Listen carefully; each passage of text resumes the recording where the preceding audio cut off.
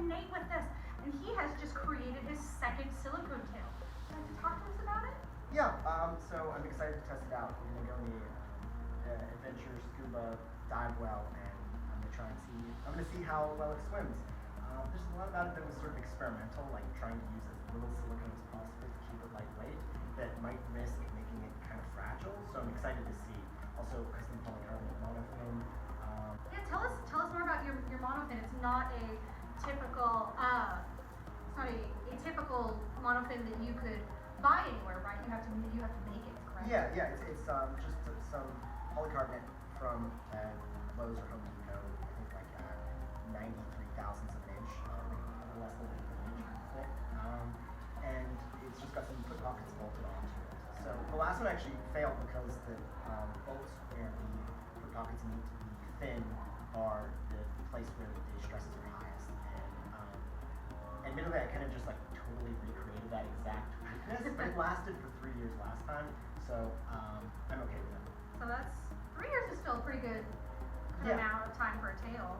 Yeah, and I did increase the bolt size to try and reduce the stress concentrations. I tried also using a heat gun to melt the fin and then bend it one place to try and create a better profile so that like the visibility of the feet is reduced. There's some foam here that's from an aquarium filter, and I'm curious if that's going to allow it to sort of like keep this shape without having to screw waterlog.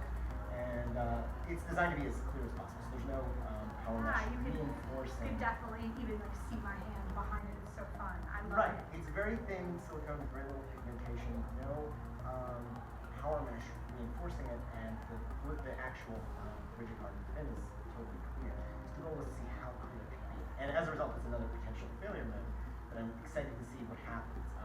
Also, if I'm using this at a beach, sand is going to get into it, so I'm really curious if the sand is going to like get trapped in there and ruin the look.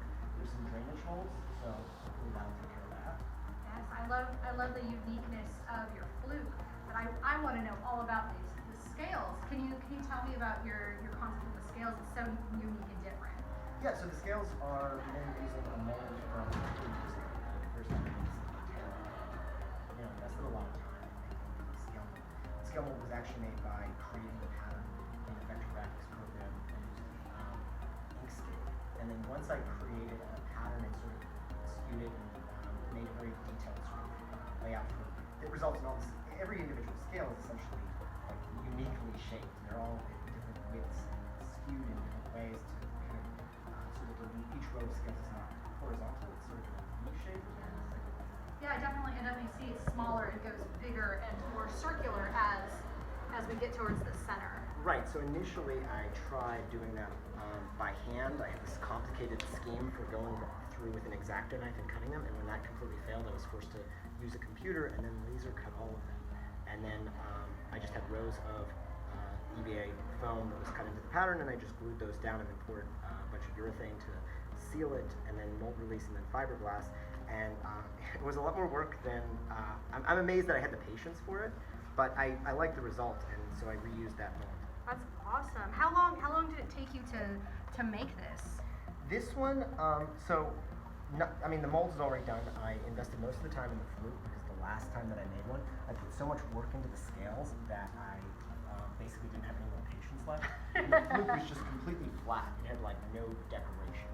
So this time I used monster clay, and I spent, I would just in my downtime after work, kind of come home, pick up where I left off, and then I have a video that we can post that I just basically just kept sculpting it and retooling it, and then I cast it with smooth cast on your recommendation. Yes, I love smooth cast 310.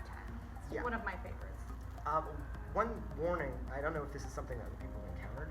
When I pulled the mold, it captured the shape really well on a small scale. There was some small imperfections that looked like Was that with the monster clay? Yes, does monster clay inhibit it? I think the monster clay does have a reaction with the 310. I'm not sure what that is, but I definitely have noticed with my experiments that it does get some sort of bubbling or like makes the monster clay sweat for some reason, which definitely adds a layer in between the 310 and the monster clay. The 310 is like really sensitive to moisture, and so I wonder if and then meanwhile like the monster clay is like some exotic polymer Something like that, yes.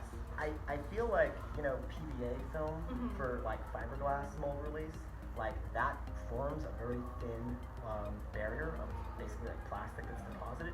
I feel like that might solve that problem, but I haven't tested it. I just want to make sure that if anyone's like watching this and recreating this, like full disclosure, it didn't. Now the interesting thing is I ended up, since I put a slime coat on there, because I brushed the black pigment along the sort of ribs. Yes. And then I put a slime coat to sort of trap that, and that really made it so that any small scale imperfections basically like weren't detectable. So it didn't really matter. And that definitely is like what gives your tail that wet look, is the slime coat on top, right? Yeah, and I also like wish that the scales were sort of like not raised up by, I think this EVA film is probably an 1/8 of an inch thick. I don't remember because it was a couple of years ago. And I wish that I had very like low profile scales. It takes very little height for the scales to be visible. Yeah. So by putting the slime coat, I wanted it to kind of get, you know, basically make these edges less sharp. Okay. What is your concept for the colors? Because this is a very unique color scheme. You don't typically see a lot of gray tone tails. Can you tell me about that? Yeah, like the previous one, I'm kind of like basic. I just like picture a fish and I picture a salmon. And so like all my reference images that I looked up online were just salmon, and that's kind of like the fluke shapes. the fluke shape, the color, the, you know, kind of the density of the ribs along it are all kind of inspired by what, you know, my concept of a salmon. And same for like gray colors, trying to make the sort of root of the scales like darker, which is good because the power mesh is black, and so this point right here at the top of each scale is the thinnest part, and so the power mesh kind of shows through and establishes that color. If I'd use like, you know, skin tone, then these would be a lot more skin tone here. Yeah, so having a black base definitely adds some sort of level of dimension and helps with your color palette also. Yeah, exactly. I wanted the thinnest places to be darkly colored. And the whole thing is actually a lot darker than I intended. I was going for mostly silver with like fading to black on the sides, and I unwittingly made it like really dark, but I'm not too bent out of shape about it. Okay. Are you ready to swim in it? Yeah, Yes, let's see go if this do thing it. holds Let's up. go take it for a swim. This is a crazy light fluke.